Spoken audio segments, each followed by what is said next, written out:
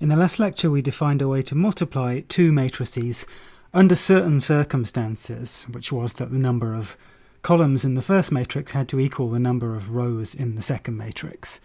So here's a recap of how our definition worked. We defined the product AB of two matrices, capital A and capital B, if and only if the number of columns in A was the same as the number of rows in B. And if A was m by n and B was n by p, then the product matrix A times B was m by p. There were several different ways to describe how this matrix product A times B worked. The first being the summation formula, which I've written at the bottom here. So the matrix A times B is the matrix whose ij entry is the sum from k equals 1 to n of little a ik times little b kj, where little a ik means the ik entry of the matrix capital A, and little b kj means the kj entry of the matrix B, that is, the entry which is in row k and column j. That formula is useful when you want to prove that something is true about matrix multiplication, but it can be easier, or it can be more useful, to think of the matrix product in different ways. For example, it can be helpful to remember that matrix multiplication works column-wise. We defined as a special case of our matrix multiplication how to multiply a matrix into a column, and in fact, if the columns of B are C1, C2 up to Cp, then the matrix product AB is the matrix whose first column is A times C1 and whose second column is A times C2, and so on. So that's what people mean when they say that matrix multiplication works column-wise.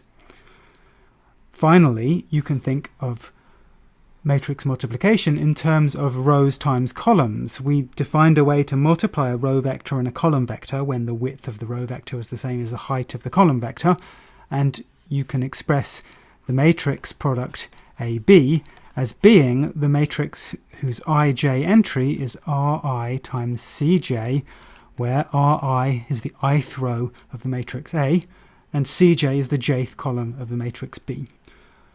So matrix multiplication is so common, it's used so much, that it's good to have these various different ways of understanding it, and to make sure that you understand all of those different methods. We also need to know a lot about the properties of matrix multiplication.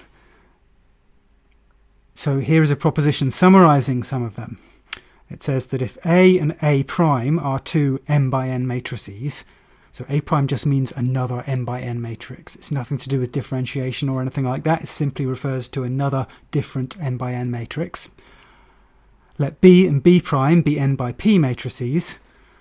Let C be a p by q matrix, and let L be a number. In that case, you have the following three properties. So first of all, there is an associativity property for matrix multiplication. A times, in brackets, B times C is equal to, in brackets, A times B times C. So that's the associativity property for matrix multiplication. Secondly, we have two distributivity properties. So A plus A prime times B is the same as A times B plus A prime times B. And furthermore, there is a right distributivity property. A times B plus B prime is equal to A times B plus A times B prime. And finally, there is a property about scalar multiplication, which is that the three matrices L times A multiplied into B and L multiplied into A times B and A multiplied into L times B are all equal to one another. At this point, I'm going to stop to say something about why matrix multiplication is defined the way it is, because there is a clue on this slide in property number 1. Matrix multiplication, as defined very abstractly by the formula I gave, seems a bit strange. Why would we choose to define matrix multiplication in this strange-looking way? Well, the hint given by property 1 is that matrix multiplication is in fact a form of function composition. You'll remember that composition of functions is always associative, and that's why matrix multiplication has this associativity property, because it is a certain form of function composition. I'm not going to explain that in detail now, but when we do the final part of our course on linear algebra, you'll see in precisely which sense matrix multiplication corresponds to a certain type of function composition. Moving on, I'm going to give a proof of that associativity property for multiplication.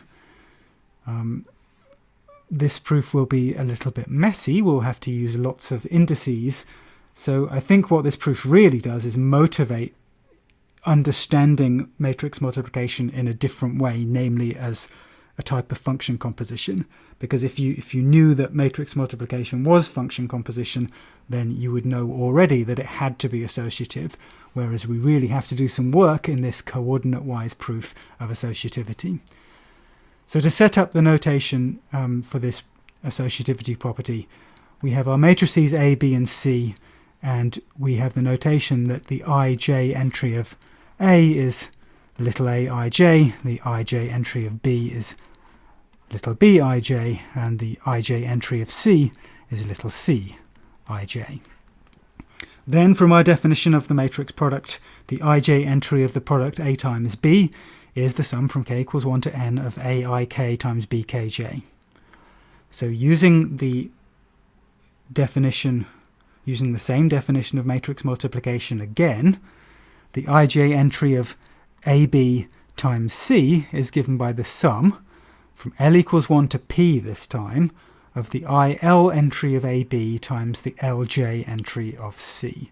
So what I've written here is just a special piece of notation for this proof only, meaning the I, L entry of AB. So of course we know another expression for the IL entry of AB because I wrote it down at the top here. So plugging that into this formula, what you get is that the ij entry of A times B in brackets multiplied by C is the sum from L equals 1 to P of the sum from k equals 1 up to n of aik times bkl times clj. So in order to prove that this is equal to A times B times C, we'll notice that those two things are matrices of the same size. So all we need to do is work out their ij entries and observe that they're the same. So we're going to figure out the ij entry of A times B times C. To start that computation, we can just write down the ij entry of BC, because we can use the standard formula for the ij entry of a product. What it tells us is that the ij entry of the matrix product BC is equal to the sum from L equals 1 to P of BIL times CLJ. Using that same formula again, the ij entry of A times BC is going to be the sum from k equals 1 to n of the ik entry of A times the kj entry of B times C. And again, this special notation here just means the kj entry of the matrix B times C. We'll use this notation in this proof only. So we have the formula for that kj entry of BC, just is a special case or a instance of this formula here. And what it gives us is the sum from k equals 1 to n of aik times the sum from L equals 1 to P of bkl times clj. Putting that together, putting those two sums together, what you have is sum from k equals 1 to n times sum from L equals 1 to P of aik bkl clj. Alright, so we now have expressions for ij entries of both of the two things, A times B times C and A times B times C, and we need to compare them and see if they're the same. So there's one of them, and there's the other. And they're almost the same. If you look at them, they're very nearly the same. This stuff is the same as this stuff, but the issue we've got is with the summations. The summations are the same, except they're in the opposite order. And the first double summation has L equals 1 to P on the outer summation and the K summation on the inner one. And the second summation has the K summation on the outside and the L summation on the inside. But they still give the same result, because if you think about what terms you get in that sum, they will be precisely the same terms, only written in a different order. And of course, all we're doing here is adding up some numbers, whether they're complex numbers or real numbers, whatever. We're adding up some numbers, and so it doesn't matter which order we add them up in. Therefore, those two sums are equal. Okay, let's move on then to some more properties of matrix multiplication, and one of which I'd like to flag up is that matrix multiplication is not commutative. So let's make the definition that two matrices commute if AB equals BA, the same definition that we made for permutations, for example. And under that definition, not all pairs of matrices commute with each other. And in fact, if you pick a pair of square matrices at random, then you'll find that it's very likely they don't commute. So here is a simple example. A and B are these 2 by 2 matrices, and if you work out the two products, A times B and B times A, what you'll find is that they're completely different. So in general, matrix multiplication is not commutative, and in fact, if you pick two matrices at random such that both of their products make sense, you'll most likely find that the two different products, AB and BA, are not equal. Next, let's look at the identity matrix. You'll remember that when we talked about permutations, I really tried to push the idea that there were a lot of ways in which composition of permutations was like multiplications of real numbers. For example, you had the associativity property, you had inverses of permutations, just like you have multiplicative inverses of non-zero numbers. And also you had a special permutation which behaved a lot like the number 1 does under multiplication. That was the identity permutation. Similarly, there is an identity matrix which behaves like the number 1 under multiplication. So the n by n identity matrix, which we write as In like this, or sometimes we just write as I, if it's clear what the size is supposed to be, that's the matrix whose ij entry is a 1 if I is equal to j, and a 0 if I is not equal to j. So here are the first two interesting examples. The 2 by 2 identity matrix I2 will be the 2 by 2 matrix 1 0 0 1, and the 3 by 3 identity matrix I3 would be this matrix here, 1 0 0 0 1 0 0 0 1. The point of this identity matrix is that it behaves under multiplication just like the number 1 does. In other words, when you multiply the identity matrix into something, it doesn't change. So here's the lemma which expresses that fact. If A is an m by n matrix, then the two products Im times A and A times In make sense. Those matrices have the right sizes for us to be able to multiply them, and Im times A and A times In are both equal to the matrix A again. So we'll just do a quick proof of one of those equalities. Let's do that on this slide. So to do this, we are going to have some notation for the ij entry of the matrix A. Specifically, we will write little a sub ij for the ij entry of A, and we will write delta ij for the ij entry of the n by n identity matrix In. So from the definition of identity matrix, delta ij is 1 if I is equal to j, and 0 if I is not equal to j. Well, let's now work out the matrix product A times In. So to do that, we're going to use the summation formula for the ij entry of a matrix product, and that tells us that the ij entry of the product Im times A, oops, I think I've written an n where I should have written an m before, haven't I? So let's just correct this. We should be talking about Im here because we want to talk about the product. We want to talk about this product here.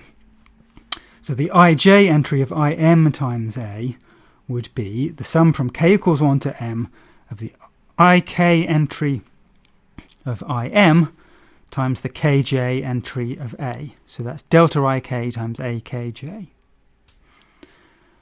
But we can simplify this sum very much because all but one of these delta ik's are equal to 0. And if you multiply something by 0, of course you just get 0, and then adding 0 to something doesn't change it. So if k is not equal to I, then delta ik is 0. So the whole term when k is not equal to I of this sum is 0, so it drops out. It's equal to 0. So the only non-zero term, or the only potentially non-zero term in this sum is the one when k is equal to I. And so what we will get here is just delta I A I j. That is the k equals I term in this sum. And of course delta I is 1, so what you have here is just Aij. Okay, now Im times A is an m by n matrix, and its ij entry is just equal to Aij. That means it's the same matrix as capital A was, and so Im times A is equal to A again. So if you'd like to see the other proof, the proof of the other equality, that A is equal to A times In, you can find that in the online notes.